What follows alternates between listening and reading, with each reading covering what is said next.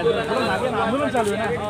हाय हाय हाय हाय जितेंद्र आव्हाड हाय हाय हाय हाय जितेंद्र आव्हाड एक धक्का दे दो जितेंद्र आव्हाड को फेंक दो एक दो जितेंद्र आव्हाड को फेंक दो जितेंद्र आव्हाड हाय हाय हाय हाय हाय हाय जितेंद्र आव्हाड हाय हाय हाय हाय हाय जितेंद्र आव्हाड हाय हाय हाय हाय हाय जितेंद्र आव्हाड हाय हाय हाय जितेंद्र आव्हाडचं करायचं काय खाली डोकं वर पाय जितेंद्र आव्हाडचं करायचं काय खाली डोकं वर पाय जितेंद्र आव्हाड हाय मागे हाय हाय जितेंद्र आव्हाड हाय हाय जितेंद्र आव्हाड हाय हाय समाजात केलेल्या प्रकारानंतर भाजप राज्यमंत्री आहेत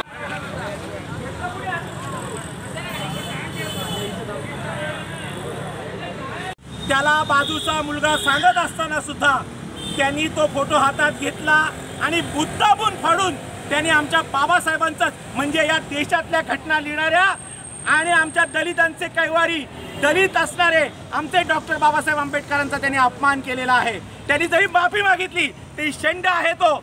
या ज्योतिर्दिनला या भारतामध्ये राहण्याचा अधिकार नाहीये, कारण आज ज्या बाबासाहेबांनी जी घटना आम्हाला लिहिलेली आहे त्याचं स्वातंत्र्य त्यांनी पायदुळीस मिळवलेलं आहे आणि मनुस्मृतीच्या नावाने त्यांनी ते फोटोज फाडून बाबासाहेबांचा आणि या देशाचा अपमान केलेला आहे। मात्र अभ्यासक्रमामध्ये मनुस्मृती हा जो तो पाठ येणार होता त्या विरोधात त्यांचं दहन करायचं आंदोलन होतं। मात्र त्या संदर्भात बघा, शासनाने अजून कुठल्याही मनुस्मृतीचा श्लोक किंवा अध्याय असा कुठेही जाहीर केलेला नाही आहे, त्यामुळे कुठलाही पाठ हा आलेला नाही आहे। ज्यावेळी येईल त्यावेळी मी सांगेल की या देशामध्ये दलितांना सगळा अभ्यास करायचा अधिकार आहे।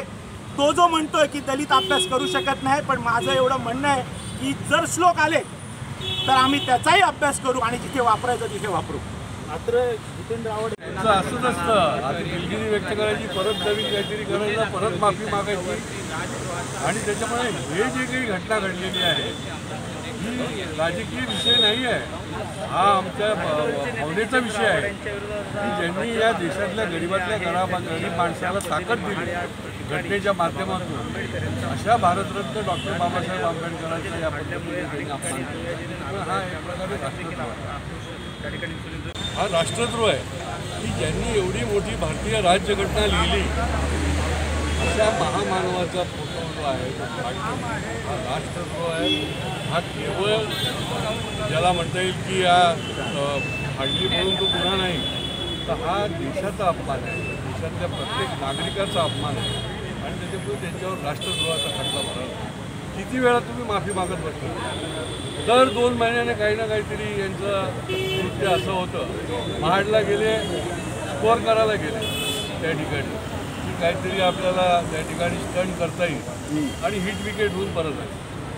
दर वेळेला त्यांचं दिलगिरी माफी अशी मागायला लागते, हा राष्ट्रद्रोह आहे। नाही, आता नाही माफी, जनतेचा अपमान आहे। आता माफी नाही साहेब, आता त्याला अटक झालीच पाहिजे, त्याला अटक झाली पाहिजे, त्याच्यावर राष्ट्रद्रोहाचा खटला झाला होतील आणि शासन देखील निश्चितपणे योग्य ती भूमिका घेईल, त्याच्याबद्दल मला विश्वास आहे।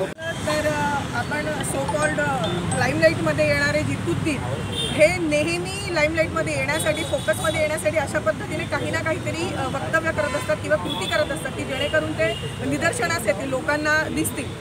गेल्या काही दिवसांपूर्वी त्यांनी ओबीसींबद्दल पण असं घाणेरडं वक्तव्य केलं होतं आणि त्यावेळी सुद्धा त्यांनी स्वतःला सगळ्यांमध्ये फोकस केलं होतं। आता सुद्धा त्यांनी भारताचं संविधान लिहिणारे आमचे सगळ्यांचे आधारस्तंभ डॉक्टर बाबासाहेब आंबेडकर यांच्याबद्दल त्यांनी अशा चुकीचं वक्तव्य कृती त्यांनी खरं तर केलेली आहे।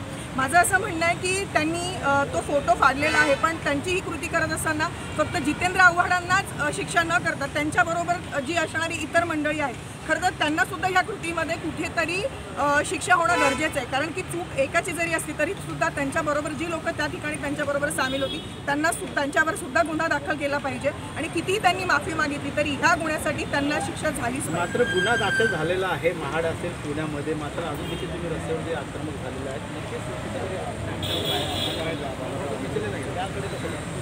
नक्कीच तुम्ही जेव्हा जनतेचा प्रतिनिधित्व करता तेव्हा तुम्हाला तेवढा सामाजिक भान असायला पाहिजे। आपल्याला आपल्या भारत देशाला ज्यांनी विकासाचा जो रस्ता दाखवलेला आहे, जे संविधान आपल्याला दिलेलं आहे, ज्याच्यामुळे आपला भारत देश एवढा प्रगती पथावर आहे, ते सगळं विसरून तुम्ही अशा गोष्टींमध्ये ते विसरूच शकत नाही. किती अनावधानाने त्यांनी म्हणू दे, पण ही चूक त्यांनी अक्षम्य चूक आहे, ही त्यांच्याकडून घडायलाच नव्हती पाहिजे. आणि जरी माफी मागितली तरी ही चुकीची माफी फेक वाटते लोकांना आणि खरोखर त्यांनी त्याच्याबद्दल विचार करायला पाहिजे. आणि जेव्हा तुम्ही असं जेव्हा वागतात तेव्हा हे आपल्या जनतेवर ह्याच्यावर किती त्यांची तुम्ही दुखावतात त्यांच्या भावना.